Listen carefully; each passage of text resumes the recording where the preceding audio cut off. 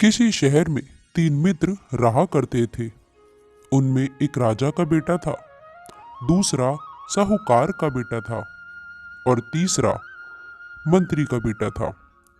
उन तीनों में बहुत ही गहरी मित्रता थी। एक दूसरे के बिना ना तो वो कहीं आया जाया करते थे और ना ही कहीं पर भोजन करते थे। और सच बात है दोस्तों कि यदि मित्रता हो तो ऐसी ही हो। ऐसे दोस्त यदि विपत्तियों में पड़ जाए तो दूसरा दोस्त उसको विपत्ति से निकालने का काम करे, क्योंकि मुंह देखी यारी नहीं होनी चाहिए। मुंह देखी मित्रता तो लालची और मतलबी लोग किया करते हैं। एक दिन साहूकार का बेटा अपने पत्नी को घुमाने के लिए अपने ससुराल ले गया। उसके दोनों मित्र बोल पड़े कि तुम्हारे ससुराल देखने के लिए हम भी तुम्हारे साथ चलेंगे। यह जानकर उसे बड़ी ही खुशी हुई कि उसके साथ में उसके दोनों मित्र भी जाने के लिए उत्सुक हैं। उस साहूकार का बेटा अपने दोनों मित्रों के साथ में ससुराल में पहुंच गया। उसके ससुराल वालों ने तीनों मित्रों की बड़ी ही खातिरदारी करी, बड़ा ही खातिर भाव भी किया। उसके पश्चात साहूकार का लड़का अपने ससुराल में ही रुक गया और राजा का बेटा और मंत्री का बेटा शहर घूमने निकल पड़े। घूमते घूमते हुए उन्होंने देखा कि एक बहुत ही सुंदर वेश्या अपने दरवाजे पर बैठी हुई है। उस वेश्या की सुंदरता पर मोहित होने के बाद में राजा के लड़के ने कहा कि हे मित्र, तुम कहीं और ही ठहर जाना, आज रात तो मैं इस वेश्या के पास में ही गुजारूंगा। मंत्री का लड़का बोलने लगा कि कोई बात नहीं मित्र, जैसे तुम खुश हो उसी में ही मैं भी खुश हूं। मंत्री का लड़का वहां से उठकर चला गया और राजकुमार वहीं उस वेश्या के घर में ठहर गया। उस राजकुमार को उस वेश्या के घर के अंदर जाते हुए देख करके उसी गली में एक बुढ़िया रहा करती थी जो रोने लगी। यह बात उस मंत्री के लड़के सुन लेता है और वह पूछने लगता है कि हे बूढ़ी माँ, आप क्यों रो रही हो? आपको क्या परेशानी है? आप हमें बताइए। तब बुढ़िया ने कहा कि हे बेटा, मुझे कोई भी परेशानी, कोई भी तकलीफ नहीं है। मुझे तो बस इसीलिए रोना आ रहा है कि तुम्हारा साथ वाला नौजवान युवक उस वेश्या के घर रात गुजारने के लिए गया है और अब वह जिंदा नहीं लौटेगा। बुढ़िया की बात सुनने के पश्चात वह घबरा गया और आश्चर्य होकर पूछने लगा कि हे माँ, ऐसा आप क्यों कह रही हो? ऐसी क्या बात हो गई कि वह अब जीवित नहीं लौटेगा? तब बुढ़िया बोलने लगी कि बेटा, इस वेश्या के पेट में एक सर्प रहता है और वो सर्प आधी रात सोने के पश्चात वह उसके पेट से बाहर निकलने लगता है और उसके साथ वाले अतिथियों को ढसने के बाद में वापस पेट के अंदर चला जाता है। आए दिन ये घटना होती ही रहती है। जो भी उस वेश्या की सूरत पर मोहित होकर उसके पास में चला जाता है, वह सांप उसे डस लेता है और वो प्राणी वहीं पर ही मर जाता है। उस बूढ़ी माँ की बात सुनकर मंत्री का बेटा सत्ते में आ गया। वह हैरान हो गया और उसने मन ही मन अपने मित्र के प्राण बचाने की ठान ली और वह चुप करके उस वेश्या के बेड के नीचे, उसके बिस्तर के नीचे जाकर छिप गया और उस वेश्या के पेट से उस सर्प के निकलने का इंतजार करने लगा। आधी रात के समय जब वे दोनों गहरी निंद्रा में सो रहे थे, तो फिर वह क्या देखता है कि वेश्या के पेट से एक सर्प निकला और वो सर्प वहीं पर ही बाहर बैठ गया और वो यूं ही राजकुमार को डसने ही वाला था कि इतने में उस मंत्री के लड़के ने उस सांप के टुकड़े टुकड़े कर डाले। उस सांप के टुकड़े को वहीं पर ही बेड कर नीचे वह छुपा करके चला गया। वो कहीं और ठहरने का विचार बना ही रहा था कि इतने में ही उसने देखा कि आधी रात के समय एक बहुत ही सुंदर सुशील कन्या शहर से निकल करके जंगल की तरफ चली जा रही है। और वो मन में ये विचार करने लगा कि मैं सुनूंगा तो बाद में, लेकिन पहले ये स्त्री इतनी रात में जंगल की तरफ आखिरकार क्यों जा रही है, इसका भी हाल जान लेते हैं। मंत्री का बेटा उस स्त्री का पीछा करने लगा। थोड़ी ही देर बाद आगे चलने के बाद में कि वह स्त्री अपने प्रेमी एक फकीर से मिलने के लिए आई है, जो कि जंगल में एक झोपड़ी बना करके रहता था। मंत्री का बेटा उनकी बातें छुप करके सुनने लगा। वह फकीर बहुत ही गुस्से में था और वो स्त्री को गाली देते हुए बोला, अरे दुष्ट औरत, तू आज इतनी देरी से मेरे पास में क्यों आई है? तो वो औरत लुभावने स्वर में बोली कि हे स्वामी, जरा हमें क्षमा करना, आज मेरा पति मुझे बुलाने के लिए मेरे घर आया है और उसके साथ में उसके 2 मित्र भी थे। उनकी खातिर खुशामद में बड़ी ही देर हो गई। जब उनके मित्र शहर में घूमने के लिए चले गए, तब मैं अपने पति को सुला करके समय निकाल करके आपसे मिलने के लिए आई हूँ। लीजिए, मैं आपके लिए खीर भी बना करके लाई हूँ, इसे खा लीजिए और मुझे अभी इसी वक्त यहाँ से लौटना पड़ेगा। मैं तो सिर्फ ये बताने के लिए आई हूँ कि कल मैं अपने ससुराल चली जाऊंगी और अब हमारा और आपका मिलना तभी संभव हो सकेगा जब मैं अपने ससुराल से लौट आऊंगी। मंत्री का बेटा ये जानकर सन्न ही रह गया कि ये स्त्री कोई और नहीं है, ये तो वही साहूकार की बीवी है। अब वो और भी ज्यादा ध्यान से उनकी बातों को सुनने लगा। उस स्त्री की बात सुनकर उस फकीर को इतना ज्यादा गुस्सा आ गया कि उसने अपने दांतों से उस औरत की नाक काट ली। वह स्त्री हाथ से अपनी नाक को दबाए रोती चिल्लाती हुई अपने घर पर चली गई। उसकी ये गिरी हुई हरकत देखने के बाद में मंत्री के बेटे ने उस पर तलवार से वार किया और उसका सर काट कर धड़ से अलग कर दिया।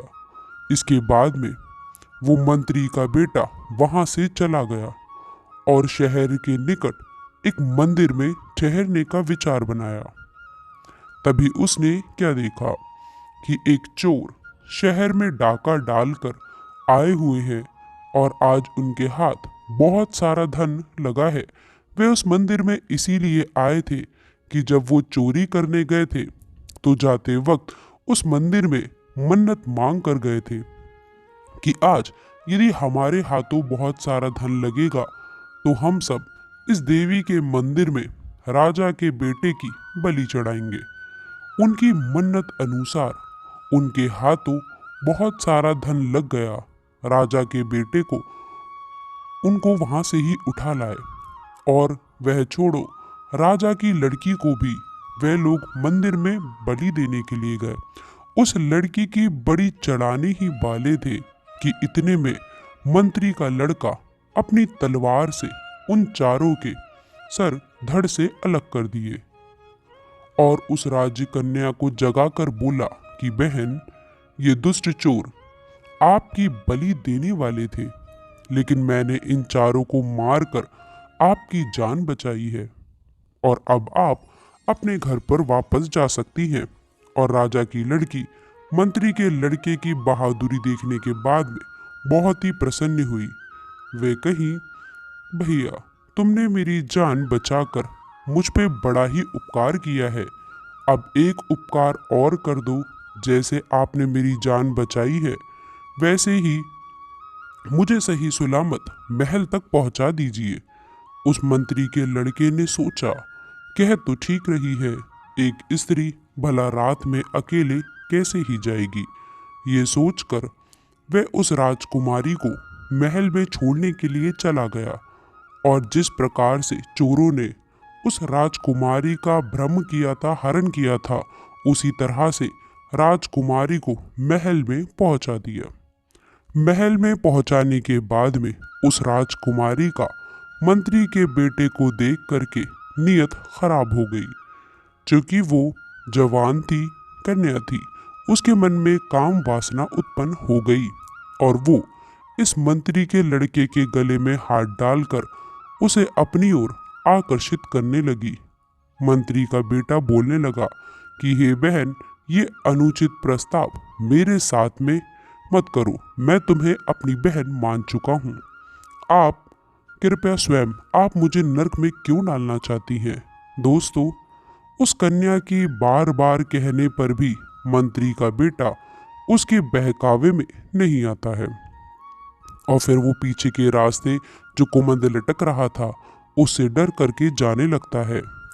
राजकुमारी की बातें ना मानने की वजह से नाराज हुई राजकुमारी शोर मचाने लगती है और राजकुमारी द्वारा शोर किए जाने से राजा के सिपाहियों ने लड़के को पकड़ लिया। राज दरबार लगने पर उस लड़के को राज दरबार में पेश करने का अनुसरण किया जा रहा था। बेचारा वो लड़का निर्दोष होते हुए भी राजकुमारी ने उसे अपराधी बना दिया। और उधर उस साहूकार के बेटे की स्त्री जब अपनी कटी नाक लेकर के घर पर पहुंची तो अपने दोस्त को छिपाने के लिए उसने अपने पति पर ही नाक काटने का दोष मढ़ दिया। लड़की के घर वालों ने ऐसा सुनने के बाद अपने दामाद को सिपाहियों के हवाले कर दिया। दोस्तों, उधर उस वेश्या के पेट से निकलने वाले सर्प को मारने के कारण वो वेश्या भी मर गई। राजा का बेटा सोकर जब उठा तो उसने देखा कि वेश्या मरी पड़ी है। उस वेश्या की परिजनों ने सोचा कि इस राजकुमार ने ही हत्या कर दी है। यही सोचकर राजा के सिपाहियों को बुला लाए और राजकुमार को पकड़वा दिया। इस प्रकार से वो तीनों मित्र सिपाहियों के हाथों पकड़े जाते हैं। दोस्तों, क्योंकि वो तीनों एक ही राज में गए थे, इसीलिए तीनों को हथकड़ी डालकर राजा के दरबार में राजा के समक्ष पेश किया गया। तो वो तीनों मित्र एक दूसरे को देख करके बड़े ही हैरान थे कि एक ही दिन तीनों के तीनों मित्र अपराधी बन राजा के दरबार में क्यों खड़े हैं। बड़े ही आश्चर्यचकित की बात है। राजा ने सबसे पहले साहूकार के बेटे से पूछा कि क्यों रे दुष्ट, तूने अपने पत्नी की नाक क्यों काटी? दोस्तों, अब उसे कुछ पता हो तभी तो वो कुछ बताए। वे चुपचाप खड़ा रहा और वे अपने बचाव में कुछ भी ना बोल सका। उसके बाद में राजा ने राजकुमार से पूछा कि तुमने उस वेश्या को क्यों मारा? राजकुमार भी कुछ नहीं बोल सका, वह भी चुपचाप खड़ा रहा। अब राजा ने मंत्री के बेटे से पूछा कि क्यों रे दोस्त, तू अपनी बेटी है, तू मेरी बेटी है, तू क्या करने के लिए गया था मेरे कक्ष में? राजा के बेटे को पूछने पर मंत्री के बेटे ने बताया कि महाराज, हम तीनों जो अपने अपराधी खड़े हैं आपके दरबार में, वे बहुत ही गहरे मित्र हैं। और सहयोग की बात तो ये देखिए कि आज हम तीनों एक अपराधी के रूप में आपके दरबार में खड़े हुए हैं और आप एक राजा हैं और एक राजा का धर्म है कि वो दोनों पक्षों को सही और सही न्याय दे और जो वास्तव में अपराधी हैं उनको दंड भी दे। दरअसल कहानी ये है कि हम दोनों मित्र अपने तीसरे मित्र के ससुराल उसकी पत्नी को बुलाकर ले जाने के लिए आए हुए थे। शाम को भोजन करने के पश्चात मैं और राजकुमार, मेरा जो मित्र है दूसरा, वे शहर घूमने के लिए निकल पड़े। एक सराय में जाने के बाद में मेरा मित्र एक वेश्या के घर रुकने का मन बना लिया। उसी गली में रहने वाली एक बूढ़ी माँ ने मुझे बताया कि उस वेश्या के पेट में सर्प है और जो मुसाफिर उसके पास में रात में जगने के लिए जाता है तो फिर वो वापस नहीं लौट पाता है। हे राजन, मैं अपने मित्र के प्राण बचाने के लिए उसके घर में छुपकर देखने लगा कि आधी रात के समय जब वैश्या के पेट से वो सर्प बाहर आया तो मैंने उसे तलवार से उसके टुकड़े टुकड़े कर दिए और वहीं पर बेड के नीचे उसके बिस्तर के नीचे मैंने उसे छिपा दिया और अपने मित्र के प्राणों की रक्षा करी। और उसी सर्प के मारने के कारण उस वेश्या की मृत्यु हो गई और इसमें इस राजकुमार यानी कि मेरे मित्र का कोई भी कसूर नहीं है। अगर आपको विश्वास ना हो तो आप अपने सिपाहियों को भेजकर वेश्या को उसके घर उसके मरे हुए सांप के टुकड़े को देख सकते हैं। दोस्तों, राजा ने अपने सिपाहियों को भेजकर इस बात की पुष्टि करवाई तो वास्तव में उस पेड़ के नीचे कटा हुआ एक सर्प मिला। तो उस राजा ने उस राजकुमार को निर्दोष जानकर उसे बख्श दिया। मंत्री का बेटा बोलने लगा कि महाराज, सर्प को मारने के बाद में जब मैं आगे शहर में बढ़ा तो मैंने देखा कि एक सुंदर स्त्री हाथ में भोजन की थाल सजाए हुए 16 श्रृंगार किए हुए आखिर जंगल की तरफ बाहर जा रही है। तो मैं ही उसके पीछे पीछे लग गया तो वो स्त्री जंगल में झोपड़ी बनाकर रहने वाले एक पेड़ के पास पहुंची और वे देर से पहुंचने के कारण उस फकीर ने गुस्से में उस औरत की नाक काट दी और वो स्त्री रोती चिल्लाती हुई अपने घर पर वापस लौटी। तो मैंने उसी क्षण उस फकीर के सर के धड़ से अलग कर दिया और अपनी नाक कटने का अंजाम उस दुष्ट स्त्री ने अपने पति पर लगा दिया और उस दुष्ट स्त्री ने अपने पति पर इल्जाम लगा दिया ताकि उसके घर वाले उसके चरित्र पर संदेह ना करें और इस जुर्म में आपके सिपाही उसके पति को पकड़ कर ले आए और वो व्यक्ति कोई और नहीं है, मेरा मित्र साहूकार का लड़का है जो अपने दुष्ट चरित्रहीन पत्नी के कारण आपके इस दरबार में अपराधी बन के खड़ा है।